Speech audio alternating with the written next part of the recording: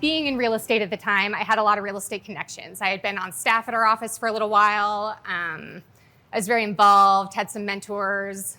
And so I set up a few meetings and held customer interviews, which I did not know was really a thing at the time. But I sat down with these different team leaders and lenders and just kind of picked their brain about like, well, you know, if I was going to do cutting boards for closing gifts, like what would you want on it? What sort of price point would you be looking at? You know, what sort of quantity?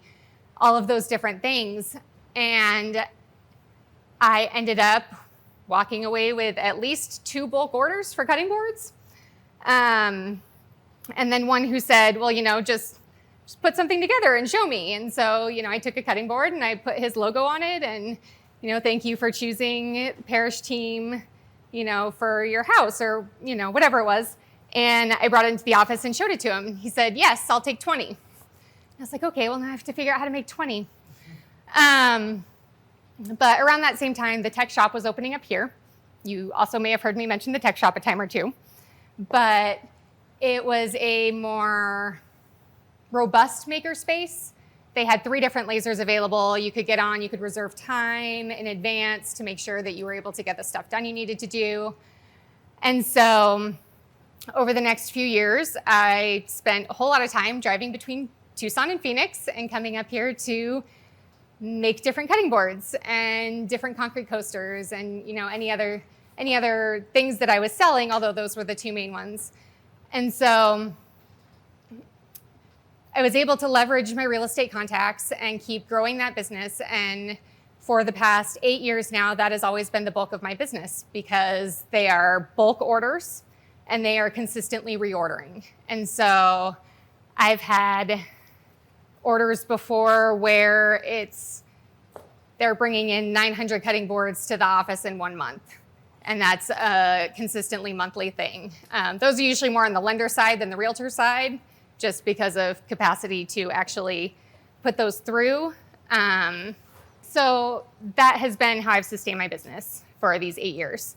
Along the way, I've learned a lot of lessons. When I first started out, I was buying cutting boards from Bed Bath & Beyond when they were on sale with their awesome 20% off coupons. Like I was there, you know, all the time trying to buy as much as I could for as cheap as I could because I was completely new. I had no idea how to buy wholesale and where to go to even look for those kinds of things. So I was just kind of making it up as I went along. After a while, I was, you know, getting some feedback and getting some returns when those cutting boards were cracking. And so then that led me to look somewhere else and try to figure out what are the different characteristics of bamboo that affect that, you know, what are the best shapes and orientations and all of that kind of stuff. And I eventually landed on making my own cutting boards for a while. And so when I first started out, I was spending a lot of time in the wood shop and cutting down bamboo planks and routering edges and so much sanding. And that continued for a while.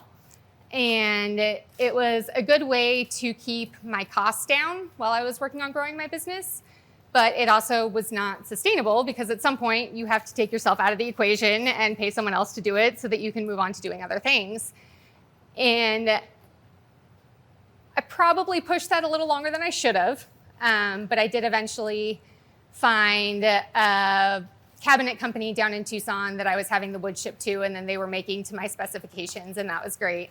And then at this point, you know, I've moved on to being able to find a wholesaler that can handle the volume and has the style that I'm going for with my aesthetic in the products that I offer. So the lesson from that is offload as many things as soon as you can, even if you don't think you're ready.